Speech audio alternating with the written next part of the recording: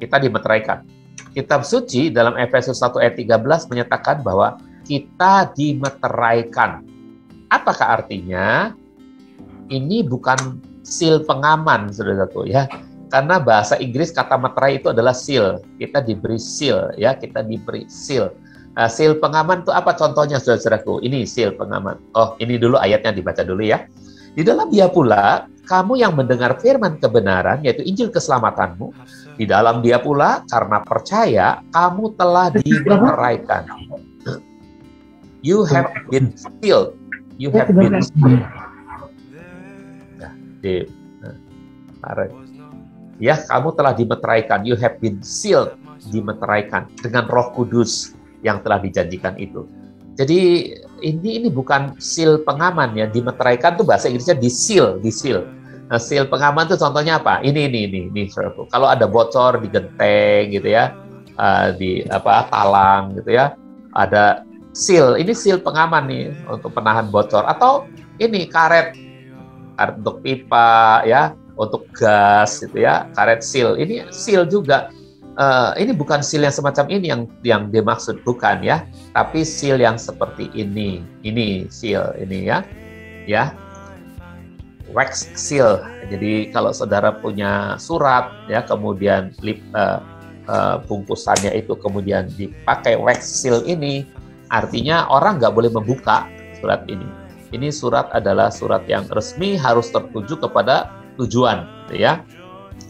Atau seal itu berupa ini sebuah produk ya, ditempelin ini berarti ini 100% murni, produk yang orsinil, bukan tiruan gitu ya. Atau stempel ini, ketika saudara mengajukan sesuatu kemudian disetujui, bos yang menyetujui itu menstempel dengan approve. Ini artinya di seal bahwa permohonan saudara itu atau permintaan saudara disetujui. Ini seal ini. Tanda ini tanda yang penuh otoritas nih saudara ya, menyatakan bahwa saudara itu permohonannya betul-betul disetujui ya, permintaannya disetujui, atau ini tanda bahwa saudara itu orsinil miliknya dari produk ini ya. Oke. Kemudian ada lagi. Nah, ini meterai. Meterai itu adalah tanda sah dari perjanjian kita, dari pernyataan kita ya, surat kuasa dan sebagainya. Meterai itu yang memberi kesahihan karena kita membayar kepada pemerintah sebesar Rp10.000 ya, sebagai tanda pemerintah memberikan kesahihan kepada surat kita yang kita buat, yang kita bubuhi meterai. Nah, saya selalu bilang meterai ini kalau ditempel di surat kuasanya itu pasti lebih gede dari meterainya ya. Meterainya kan kecil aja ya saudara ya. Ya, itu yang menyebabkan seal itu artinya kehadiran Roh Kudus itu bagi saya itu ketika kita lahir baru itu adalah seperti ketika Tuhan Yesus ada di kamar loteng mengembuskan Roh Kudus kepada para muridnya. Terimalah, dia embuskan nafasnya lalu dia berkata, terimalah Roh Kudus. Apa artinya saudara? Apakah dia berbohong waktu itu? Pak, kan mereka terima Roh Kudusnya pada Kisah Rasul pasal 2, Pak. Nah, kalau begitu yang di Yohanes 20 itu bohong ya. Tuhan Yesus berkata, terimalah Roh Kudus. Dia bohong-bohong atau dia main-mainan. Dia bermain-main gitu. Tidak, saudaraku. Itu adalah bagian ketika para murid yang sudah ditebus lewat kematian Hamasya di atas kayu salib ya. Ketika mereka berkumpul itu artinya mereka percaya bahwa Yesusnya tuh adalah Tuhan mereka ya, walaupun mati tapi sudah menyatakan diri kepada beberapa orang dan mereka sedang menunggu dengan takut memang kepada pemerintah pada tentara Romawi, ada Sanhedrin, mereka takut ya, mahkamah agama, tapi mereka adalah orang-orang yang percaya kepada gurunya ini, sehingga tiba-tiba gurunya hadir di tengah-tengah mereka dan berkata shalom bagimu, lalu dia mengembuskan nafasnya dan berkata terimalah Roh Kudus. Artinya apa? Artinya itulah saat para murid lahir baru, saudara-saudaraku. Lahir baru. Nah, sayangnya teologi secara umum mengatakan lahirnya gereja adalah pada saat Pentakosta. padahal Pentakosta adalah saat panen gereja gitu ya. Karena dalam perjanjian lama pun Pentakosta adalah panen orang Yahudi, sedangkan lahirnya orang Yahudi sebagai bangsa ketika mereka ditebus oleh darah anak domba Paskah ketika mereka ada di Goshen, di rumah-rumah mereka yang dilabur pintunya dengan darah. Itu lahirnya mereka, itu adalah saat mereka lahir. Kemudian mereka di Gunung Sinai, ya 50 hari kemudian ya di Gunung Sinai mereka mengalami Shavuot. Shavuot itu adalah perayaan panen ya, perayaan panen.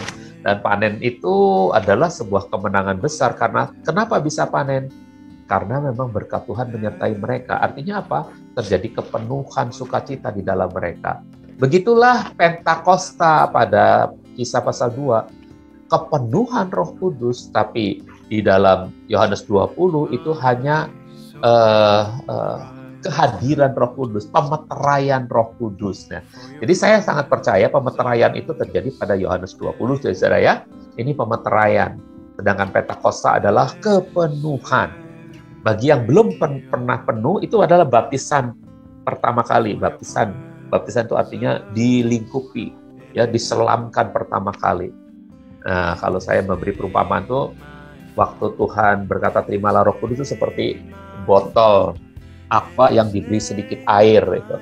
Lalu saya bertanya, apakah ada airnya di situ? Ada.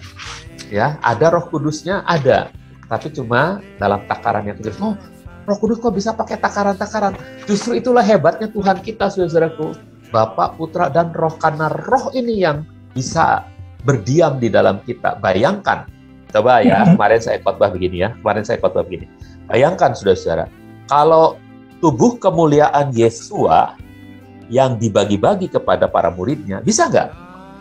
Pada satu saat saja dia hanya bisa tampil di situ, pada sesaat ya. Memang dia sedetik kemudian bisa pindah ke tempat lain, ya, atau sepersekian second dia bisa beralih ke surga, bisa. Tapi pada saat itu dia hanya bisa ada di satu tempat, ya.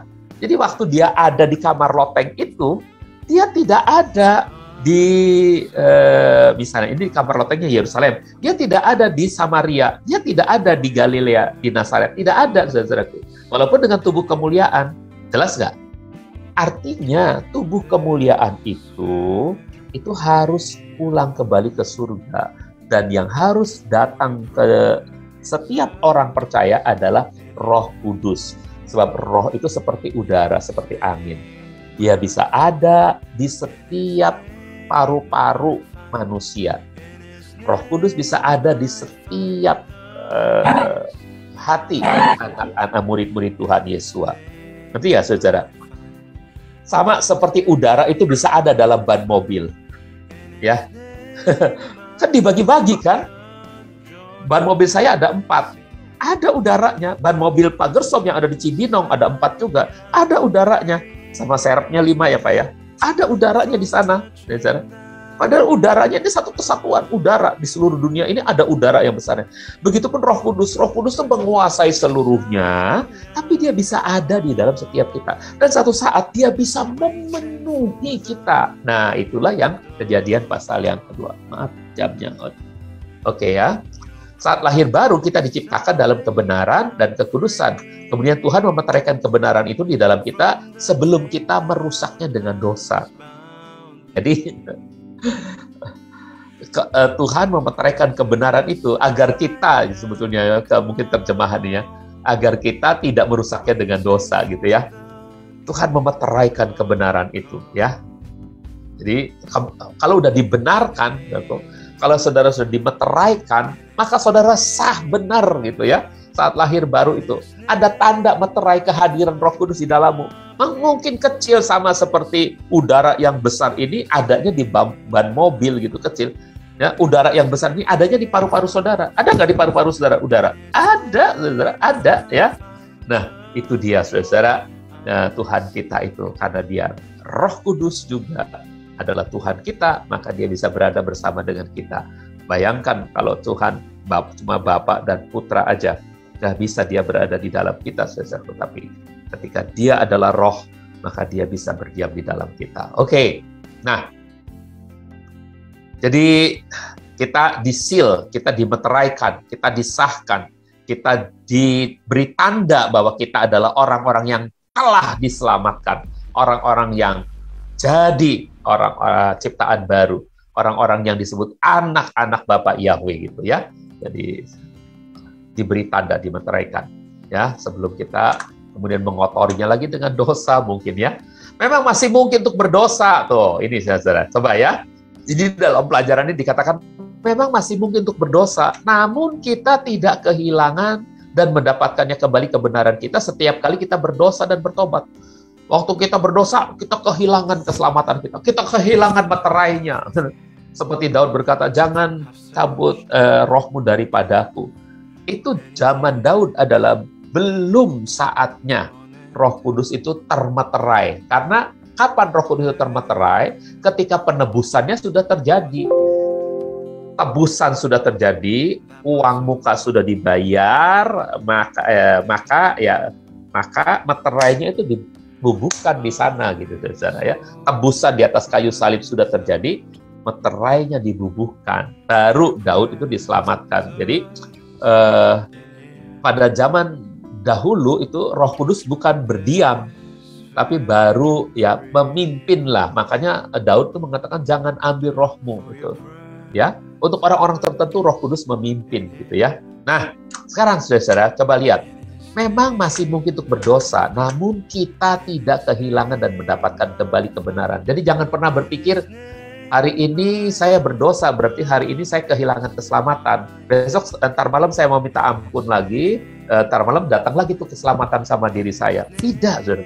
Kita tetap orang yang diselamatkan. Hari ini saya berdosa, berarti hari ini saya bukan anak Tuhan. Ntar malam saya bertobat, berarti ntar malam saya jadi anak Tuhan lagi. Bukan begitu ya. Kita tetap jadi anak Tuhan ya. Kita tetap jadi anak Tuhan. Sebab dosa tidak lagi punya kuasa atas kita. Ini ayatnya sangat jelas. Ya. Tapi yang disebut punya kuasa itu apa? Seringkali diartikan punya kuasa itu membuat kita berdosa gitu. Padahal punya kuasa itu artinya membuat kita nanti dihukum selamanya gitu. Itu saudaraku. Itu bedanya pemikiran ya.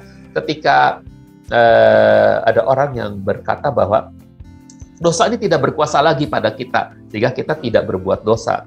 Nah, kalau kita tidak berbuat dosa, ada ayat yang mengatakan kalau gitu kita menipu diri kita sendiri ya.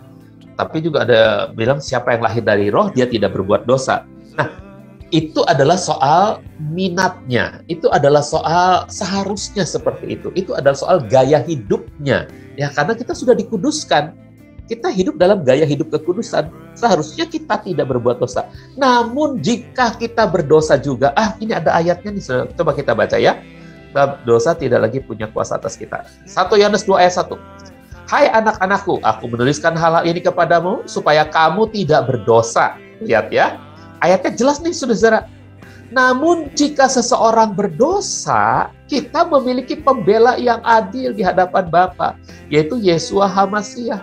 Kita tetap punya pengantara, saudara. Kalau kita berdosa, kalau kita kepleset, kalau kita jatuh, kita punya pengantara, ya. Dia pengantara yang tetap, ya, yang akan membasuh kaki kita, lalu kita, ya, kitanya tentu dengan kesadaran datang. Ya, kitanya menyiapkan diri, bukan berusaha datang gitu, enggak. Kitanya siap ketika dia melawat kita, karena Yesus itu waktu membasuh kaki murid-muridnya tidak datang menghampiri. Silakan saya duluan, karena saya yang paling cepat larinya, saya duluan, silakan basuh kaki saya. Tidak. Tapi Yesus yang menghampiri satu persatu para murid itu, lalu membasuh kaki mereka. Nah, ini soal basuhan kaki. Waktu Petrus bilang, mandikan aja aku sekalian. Yang udah mandi udah nggak perlu mandi lagi. Artinya yang sudah jadi anak Tuhan nggak perlu kepengen dia lahir baru lagi untuk jadi anak Tuhan, karena sudah jadi anak Tuhan.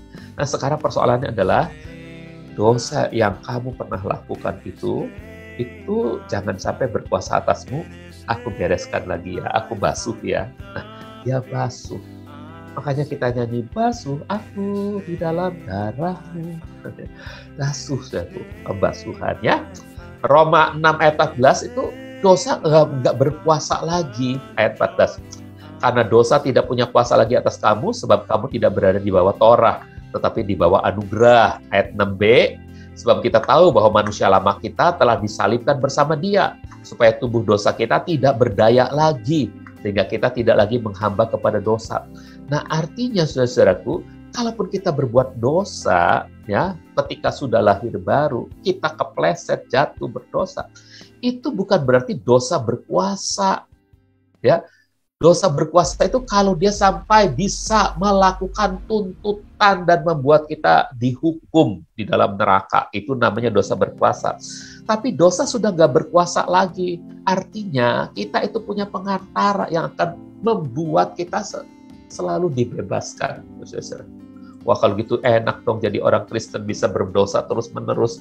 Enak aja, berdosa terus-menerus, saudara, kapan berbuahnya? Tanpa berbuah-buah, kapan saudara akan melihat keindahan yang menjadi hak dari setiap orang yang menghasilkan buah-buah yang indah?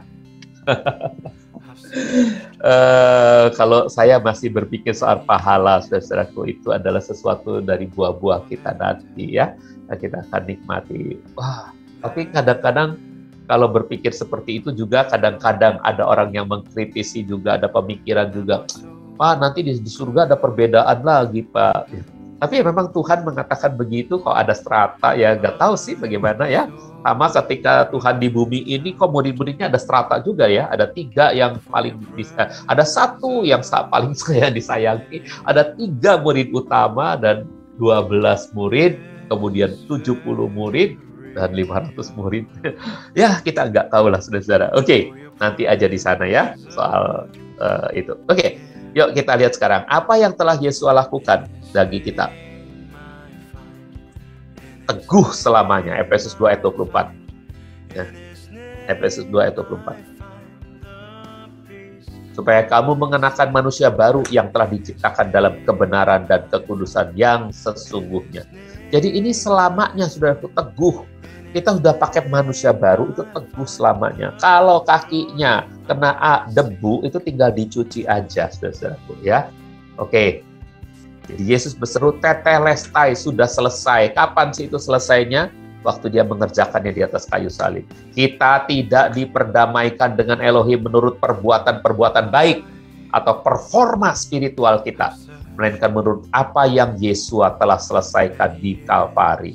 Inilah bedanya orang yang hidup secara spiritual, kekristenan yang spiritual dengan kekristenan yang agamani. Kekristenan yang agamani selalu menuntut, mau berkenan kepada Tuhan, kamu harus berusaha hidup kudus. Perbuatanmu itu yang dilihat Tuhan. Perbuatanmu itu yang menentukan kamu masuk surga atau tidak. Perbuatanmu itu yang menentukan kamu diselamatkan atau tidak. Saudara-saudara, tapi manusia spiritual dia tahu bahwa dia sudah dilahirkan baru. Dan semuanya sudah dijamin oleh meterai itu. Meterainya tidak akan dia robek lagi, tidak akan dia copot lagi, tidak akan dia angkat lagi dari kita. Meterainya kekal selamanya, saudara-saudaraku. Dan yang paling penting adalah, kalaupun kita berdosa, ingat ada pengantara agung bagi kita. Makanya usahakan jangan berdosa, saudara-saudara. Yuk kita sama-sama makin mengasihi Tuhan ya. Oke? Nah, saudara, Tuhan senang. Dikit lagi ya, saudara ya. Dikit lagi lah. Tuhan senang jika kita merdeka dalam tindakan kita. Namun kita harus selalu belajar membarui pikiran kita untuk menyelaraskan dengan apa adanya kita dalam Hamasiah. Dan disinilah maksudnya Tuhan supaya kita menghindarkan dari kepleset itu, saudara. Barui pikiran kita terus-menerus. Barui pikiran kita. Maka kita nggak akan kepleset, saudara. Ya? Jadi barui pikiran kita. Masukkan pikiran Kristus dalam kita. Maka pikiran-pikiran duniawi, pikiran-pikiran daging itu akan lenyap. Kita seperti botol, kalau diisi dengan air yang bagus, air minum, maka dia bisa diminum. Tapi kalau diisinya dengan air got, maka yang keluar, yang kalau dituang ke gelas, ya air got. Saudaraku, coba isi dengan hal-hal yang indah dari surga. pikiran-pikiran yang di atas. Benar bahwa kita tidak berusaha hidup kudus untuk mendapatkan penerimaan dari Tuhan. Enggak, kita nggak usah berusaha hidup kudus supaya Tuhan terima. Tuhan sudah terima. Karena sesungguhnya Dia sudah menerima kita, gitu ya. Dia sudah menerima kita. Apapun adanya kita, Dia sudah menerima kita. Sebaliknya, kita hidup kudus karena Bapa kita kudus. Sebagai anak, kita punya DNA Bapa untuk dapat hidup menurut gaya hidup Bapa. Ya, saudara, bapaknya adalah domba, maka kita anak-anaknya itu punya hati domba, saudara. Kita nggak akan punya hati serigala, nggak akan, saudara. Ya, tapi satu saat mungkin kita bisa terpengaruh, tiba-tiba lagi bercanda-bercanda sama sesama domba, tahu-tahu kita ngegigit domba lain itu berdarah-darah. Cepet-cepet minta ampun, saudara. Ada seorang pendamai, ada pengantara, Yeshua HaMashiach namanya. Jadi kita sedang mengikuti gaya hidup Bapa dan belajar mencintai serta berhasrat untuk selalu menyenangkan hatinya. Ya, menyenangkan Tuhan itu bukan usaha kerja keras kita, tapi karena gaya hidup. Kita itu ikutin gaya hidupnya Yeshua. Yeshua menyenangkan Bapa, kita ikut aja saudara gaya hidupnya Yeshua. Karena DNA-nya sudah diberikan kepada kita. Oke, sampai di sini saja. Tuhan memberkati saudara.